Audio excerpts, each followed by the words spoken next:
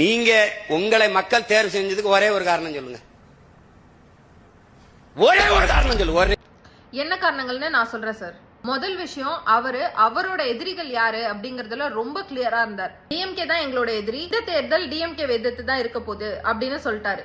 அது மட்டும் இல்லாம அவரு டிஎம்கேல பொறுப்புல இருக்கவங்களை மட்டும்தான் கேள்வி கேட்டாரே தவிர டிஎம்கேக்கு ஓட்டு போட்ட மக்கள் எல்லாம் தற்குறின்னு சொல்லல. ரெண்டாவது, அவரு திரள் நிதி வாங்கிட்டு அதுக்கப்புறமா மக்களுக்கு நல்லது பண்ண போறேன் அப்படின்னு சொல்லிட்டு வரல. 10 வருஷத்துக்கு முன்னாடியே மக்கள் இயக்கம் வச்சு அதுல பல மக்களுக்கு பல நல்லது பண்ணிட்டு அதுக்கப்புறமா அரசியல் வந்திருக்காரு. மூணாவது, அவருடைய வாக்குறுதிகள் ரொம்ப சென்சிபிளா ரொம்ப பிராக்டிக்கலா இருந்துச்சு. சினிமால வர மாதிரி ரேப் பண்ணா நான் ரோட்ல நிக்க வச்சு சுடுவேன், இந்த மாதிரி லா புக்ல இல்லாத எந்த விஷயத்தையும் அவர் சொல்லல. நான் என் பிள்ளைங்களை எல்லாம் பள்ளிக்கூடத்துக்கு 3 hours தான் அனுப்புவேன், சைக்கிள்ல தான் போக சொல்லுவேன், மாடு மேய்க்க சொல்லுவேன், ஒரே பாடம் தான் அப்படின்னு சொல்லிட்டு ப்ரொபகண்டா பண்ணிட்டு அவரே கார்ல வந்துட்டு அவர் பிள்ளைங்களை இன்டர்நேஷனல் ஸ்கூல்ல படிக்க வச்சுட்டு நல்ல வெல் செட்டில்டா இருந்துட்டு யாரையும் ஏமாத்தல. இதுதான் என்னோட சொத்து மதிப்பு, இவ்ளோ என்கிட்ட இருக்கு, இதை எல்லாத்தையுமே அவர் கிளியரா சொல்லிட்டாரு. இதனாலதான் நாங்க அவருக்கு ஓட்டு போட்டோம்.